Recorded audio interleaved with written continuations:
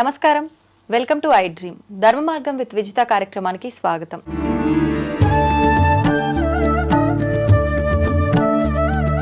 కార్తీక మాసం ఆఖరి రోజులకి వచ్చేసాము. ముఖ్యంగా శివుడికి కార్తీక మాసం అంటే ఎంత ప్రీతికరమో అదే విధంగా మాస శివరాత్రి అంటే కూడా అంతే ప్రీతికరం.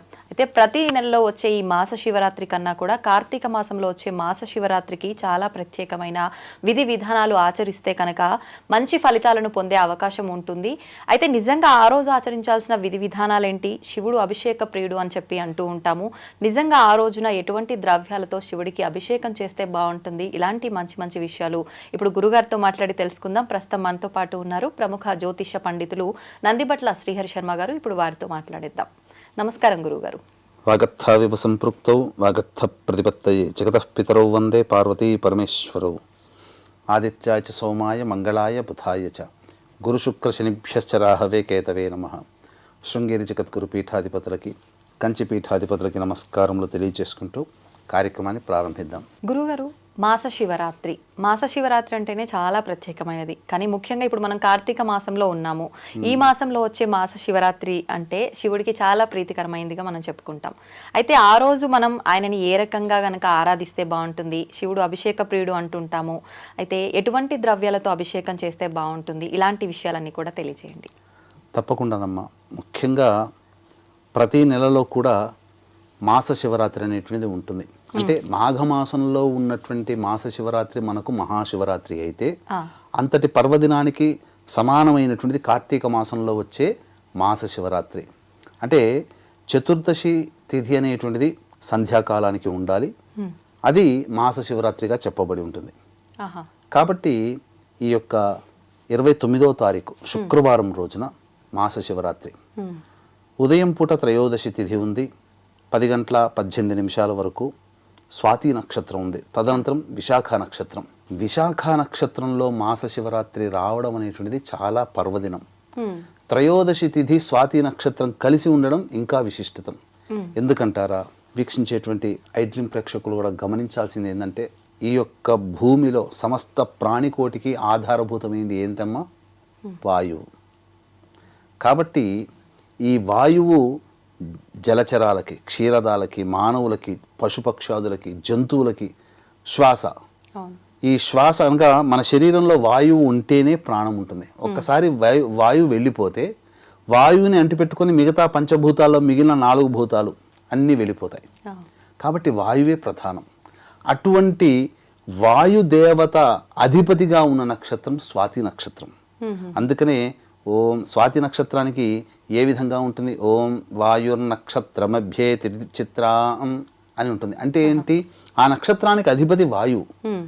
కాబట్టి ఆ రోజున మనము ఈశ్వరుని గనక ఆరాధన చేసినట్లయితే, ఎందుకు త్రయోదశి తిథి కూడా ఉంది కాబట్టి ఉదయం కాలానికి త్రయోదశి తిథికి అధిపతి ఎవరు? రుద్రుడు. కాబట్టి ఎవరైతే ఈ కార్తీక మాసం అంతా నెల రోజుల పాటు చేయలేకపోయాం, ముఖ్యంగా స్త్రీలకి కూడానమ్మా. ఎందుకనంటే సహజంగా వాళ్ళకి వచ్చేటువంటి ప్రకృతి ధర్మ నియమాల ప్రకారం 4 రోజులు వాళ్ళు పూజకి అర్హులు కారు. 5వ రోజు నుంచి పూజార్హత. అంటే ఈ నెల రోజులలో 4 రోజులు మిస్ అయిపోయి ఉంటారు కదా వాళ్ళు.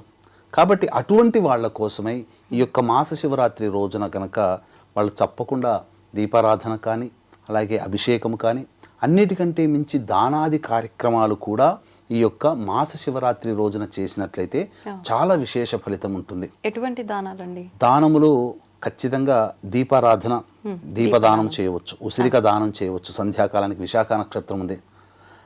ఇక్కడ విశాఖ నక్షత్రం గురించి ఒకటి తెలుసుకోవాలమ్మా. చాలా మందికి నక్షత్రాలు తెలుస్తాయి, కానీ ఈ నక్షత్రాలకు ఉన్నటువంటి విశిష్టత అనేటువంటిది చాలా మందికి తెలియదమ్మా. అందుకనే ఉన్నటువంటి 27 నక్షత్రాల్లో మణిపూస లాంటిది ఈ విశాఖ నక్షత్రం. అందుకనే నక్షత్రాణం అధిపత్ని విశాఖే అంటే ఈ నక్షత్రంలో అన్నిటికన్నా ఆధిపత్యం కలిగినటువంటి నక్షత్రం విశాఖ నక్షత్రం.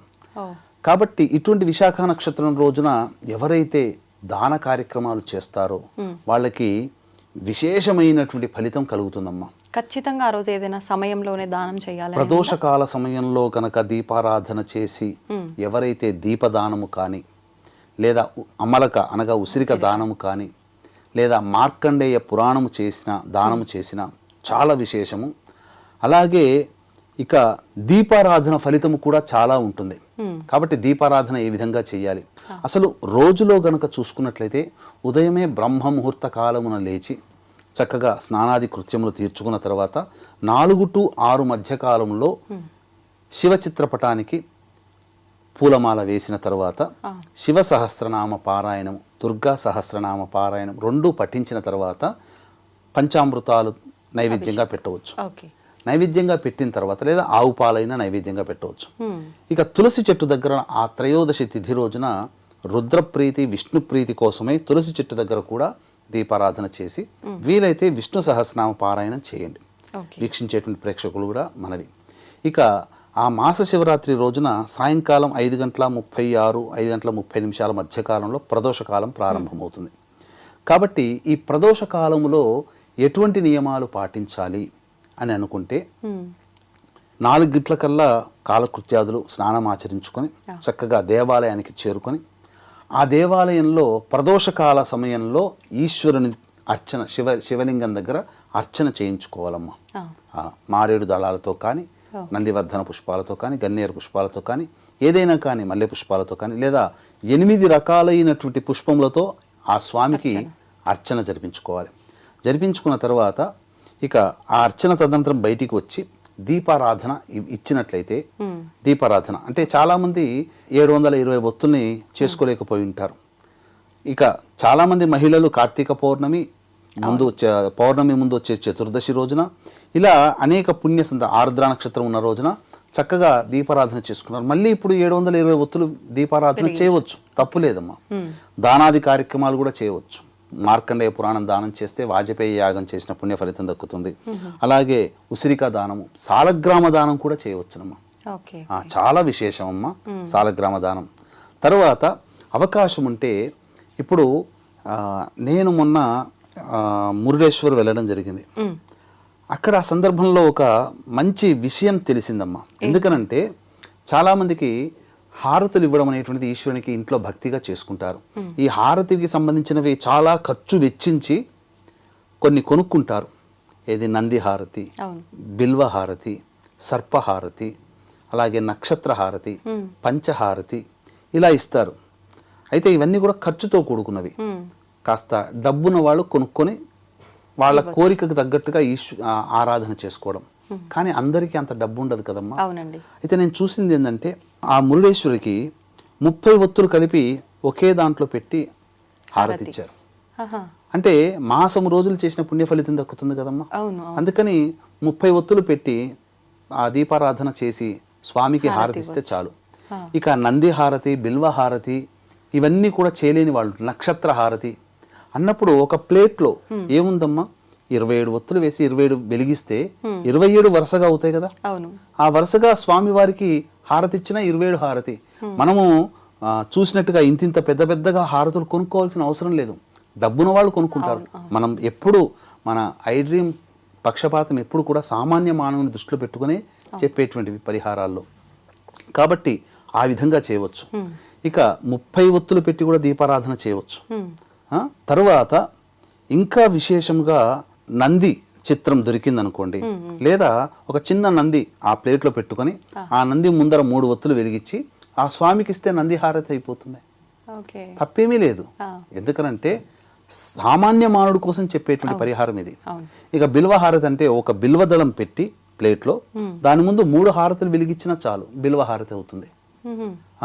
పంచహారతులు ఎలాగో ఇవ్వవచ్చు. అన్నీ ఉండాల్సిన అన్ని రకరకాలైనటువంటి స్వరూపాల్లో మనకు హారతులు దొరకాల్సిన పని లేదు. 360 + 360 720 ఒత్తులు కూడా హారతి ఇవ్వవచ్చు, తప్పులేదు. అన్నిటికంటే ముఖ్యంగా దీపారాధనలో నాకు తెలిసింది ఏంటంటే రథహారతి అని కూడా ఒకటి ఉంటుందమ్మా. అంటే శివ పరివారాన్ని తీసుకువెళ్ళేటువంటి రథం ఉంటుంది కదా ప్రతి దేవతకి. అలాగే రథము అనేటువంటిది మనం చిత్రపటం ద్వారా పెట్టినప్పుడు ఆ రథము ద్వారా ఎన్ని దీపాలు పడతాయో అంటే లెక్క వేస్తే మొత్తము శివరథానికి 648 దీపాలు పడతాయి. కాబట్టి 648 ఒత్తుల్ని ఒక ఒత్తిగా పెట్టి స్వామివారికి ఇచ్చిన రథహారతి ఇచ్చినటువంటి ఫలితం మనకు కలుగుతుంది. ఆ విధంగా ఇవ్వవచ్చునమ్మా. ముఖ్యంగా ఆ రోజున ప్రదోషకాల సమయంలో చక్కగా ఈ యొక్క సంబంధించినటువంటి అభిషేకం జరిపించుకున్న చాలా విశేషం అమ్మ. ఇవన్నీ కూడా చేసుకుంటే చాలా మంచి ఫలితం కలుగుతుంది. అన్నిటికంటే మించి చాలామంది తెలుసుకోదలిచినటువంటి విషయం ఏంటంటే, వీక్షించేటువంటి ప్రేక్షకులు కూడా ఈశ్వరుని ఆరాధన చేయలేకపోయామే అని తపన పడేటువంటి వాళ్ళు, అయ్యో ఇంకా కొన్ని రోజులైతే అయిపోతుందని చెప్పి బాధపడేటువంటి వాళ్ళు. ఎందుకంటే భక్తికి ఎక్కడ కొలమానమమ్మా. కాబట్టి ఇప్పటి వరకు ఈశ్వర అభిషేకం కానీ చేయలేని వాళ్ళు ఉంటారు కదా, మాస శివరాత్రి రోజున అభిషేకం చేసుకుంటే చాలమ్మా. కనీసం శివానుగ్రహము పొందడానికి ఇంకా కార్తీక మాసంలో ఒక్కరోజైనా నేను అభిషేకం నిర్వహించుకున్నాను అనే ఒక తృప్తి ఈశ్వరానుగ్రహం కంటే ఎక్కువ ఏది కాదు. తల్లిదండ్రులు ఎంతటి దైవతా స్వరూపంలో ఈ జగత్తుకే తల్లిదండ్రులు లాంటి వాళ్ళు పార్వతీ పరమేశ్వరులు. వారి కోసం కేటాయించుకోవడానికి ఒక్కరోజు దొరికినా చాలమ్మా, మన జన్మ ధన్యమైనట్టే. ఆ రోజున మాస శివరాత్రి రోజున 29వ తారీఖు రోజున ఈ విధంగా చేయవచ్చు. అయితే వివిధ సమస్యలతో బాధపడేటువంటి వాళ్ళు ప్రదోషకాల సమయంలో, అనగా ఈ ప్రదోషకాలం కంటే కొద్ది ముందు సమయం, అనగా 4 గంటల నుంచి ప్రదోషకాలం అయిపోయేంత వరకు ఎటువంటి ద్రవ్యములతో అభిషేకం చేసుకుంటే విశేష ఫలితం ఉంటుంది అనే విషయాల గురించి తెలుసుకుందాం. ముఖ్యంగా సమస్యలు ఉన్నవాళ్ళు, విద్య, వివాహము, ఉద్యోగము, దాంపత్యము, ఈ సంబంధించినటువంటి ధనపరమైనటువంటి సమస్యలు ఉన్నవాళ్ళు ఏ విధంగా చేసుకోవాలనుకున్నప్పుడు కొన్ని హోరలు అనేటువంటి మనకు ప్రధానమమ్మ. ఆ హోరల్లో ఆయా సంబంధమైనటువంటి సమస్యలు ఉన్నవాళ్ళు పరిహారాలు పాటించుకోవాలి. వీక్షించేటువంటి ప్రేక్షకులకి గమనిక, ఈ యొక్క పోలి స్వర్గము పొందినటువంటి రోజు పోలి పాడ్యమి. ఆ రోజున జాతకరీత్యా విద్య, వివాహ, ఉద్యోగ, దాంపత్య, సంతాన, అనారోగ్య సమస్యల నివారణకి మరియు వృషభ, మిథున, కర్కాటక, సింహతుల, వృశ్చిక, మకర, కుంభమీన రాశిలో జన్మించిన వారికి శనిదోష పరిహారార్థమై సర్వదోష నివారణ పూజలు, హోమాలు పర్హేటు 1500 రూపాయలకి గోకర్ణ క్షేత్రంలో కార్యక్రమాలు చేయించడం జరుగుతుంది. అవకాశం ఉన్నవాళ్ళు కార్యక్రమ తదనంతరం కాంటాక్ట్ చేసి మీ గోత్రనామాలు నమోదు చేసుకోవచ్చు. ఇక శుక్రవారం రోజునమ్మ మనం గమనించుకున్నట్లయితే ప్రదోషకాల సమయం అనేటువంటి దాంట్లో అర్చన చేసుకోవాలని చెప్పాం. ఉదయం పూట ఏ విధంగా చేసుకోవాలి? 6 గంటల 18 నిమిషాల నుంచి 7 గంటల 18 నిమిషాల వరకు శుక్రహోర. కాబట్టి వివాహ సమస్యలు, దాంపత్య సమస్యలతో బాధపడే వాళ్ళు పటిక బెల్లం పొడిని నీటిలో వేసి ఆ నీటితో అభిషేకం చేసుకోవాలి. తర్వాత వ్యాపార సంబంధంగా ధనపరమైనటువంటి, బుద్ధిపరమైనటువంటి, విద్యాపరంగా ఉన్నటువంటి సమస్యలు ఎదుర్కొనే వాళ్ళు ఆ యొక్క ఈశ్వరుడికి తేనెతో అభిషేకం చేసుకోవాలి. అలాగే మానసికంగా వివిధ రకాలతో ఇబ్బందులు పడేటువంటి వాళ్ళు, చికాకుగా ఉన్నవాళ్ళు, ప్రశాంతత లేని వాళ్ళు ఆవు పాలతో అభిషేకము 8 గంటల 18 నిమిషాల నుంచి 9 గంటల 18 నిమిషాల మధ్య కాలంలో, అనగా ఇక్కడ 9 గంటల 18 నిమిషాల నుంచి 10 గంటల 18 నిమిషాల మధ్య కాలంలో శనిహోర ఉంటుంది. కాబట్టి నవగ్రహాల చుట్టూ శివాయ నమః అంటూ 27 ప్రదక్షిణలు చేసి 9 గంటల 18 నుంచి 10 గంటల 18 నిమిషాల మధ్య కాలంలో శనికి తైలాభిషేకం జరిపించి అర్చన చేసుకుంటే శని దోషం తొలగిపోతుంది. ఇక తరువాత ముఖ్యంగా 10 గంటల 18 నిమిషాల నుంచి 11 గంటల 18 నిమిషాల మధ్య కాలంలో ఈ యొక్క గురుహోర ఉంటుందమ్మా. ఈ గురుహోరలో దత్త కవచం పారాయణం చేసి ఆ యొక్క ఈశ్వరుడికి అర్చన, మానసికంగా అర్చన చేసుకున్నట్లయితే, తప్పకుండా మీ మనస్సే అక్కడ అర్చన చేస్తున్నట్టుగా భావన చేసుకున్నట్లయితే విశేషముగా ఆ యొక్క ఈశ్వరానుగ్రహం కలిగి సమస్యలన్నీ కూడాను తొలగిపోతాయని చెప్పవచ్చమ్మా. ఆ రోజున ఉపవాసం ఏమైనా ఉండాలా గురుగారు? వీలైతే ఉండదలిస్తే ఉపవాసం ఉండవచ్చు. ఉపవాసం లేకపోయినా పొద్దున పూట ఈ అభిషేకాదులు జరిపించుకొని భోజనం చేసి మళ్ళీ 4 గంటలకల్లా స్నానకృత్యాదులు తీర్చుకొని 5 గంటలకల్లా దేవాలయానికి వెళ్ళిపోయి సాయంకాల ప్రదోషకాల సమయంలో చెప్పినటువంటి పరిహారాలు గనక, అనగా అర్చన కార్యక్రమం, దీపారాధన, దాన కార్యక్రమాలు ఆ రోజు చేసుకుంటే కార్తీక మాసములో మాస శివరాత్రి రోజున చేసుకోవడం ద్వారా ఈశ్వరానుగ్రహం కలుగుతుంది. స్వాతి నక్షత్రము, విశాఖ నక్షత్రం కలయిక ఉన్నటువంటి రోజమ్మ ఆ రోజు చాలా విశేషంగా చెప్పవచ్చు. ఇప్పుడు ఎవరికి ఇబ్బంది ఉంటే వాళ్ళే చేయాలి. ఇప్పుడు విద్య అన్నారు అంటే పిల్లలే దానికి సంబంధించిన హోరాలు వాళ్ళే చేయాలా, వాళ్ళ పేరెంట్స్ చేయొచ్చు? పిల్లలకి బదులు తల్లిదండ్రులు చేసిన ఆ ఫలితం పిల్లలకే వస్తుందమ్మా. ఇప్పుడు విదేశాలలో ఎవరైనా పిల్లలు ఉంటారు, వాళ్ళ వివాహం గురించి అంటే అక్కడ చేసుకోవచ్చు, వాళ్ళు చేసుకోవాలంటే ఈ సమయాలకు అక్కడ వాళ్ళతో వాళ్ళ సమయాన్ని బట్టి హోరల్లో చేసుకోవాలమ్మా. కాబట్టి ఇక్కడ చేసినా అదే ఫలితం, తల్లిదండ్రులు ఇక్కడ చేసినా అదే ఫలితం అమ్మా. ధన్యవాదాలు గురుగారు, చాలా మంచి విషయాలు తెలియజేశారు. మాస శివరాత్రి విశిష్టత విధానాన్ని కూడా చాలా చక్కగా వివరించారు. ధన్యవాదాలు. సర్వం శ్రీ ఉమామహేశ్వర పరబ్రహ్మార్పణమస్తు.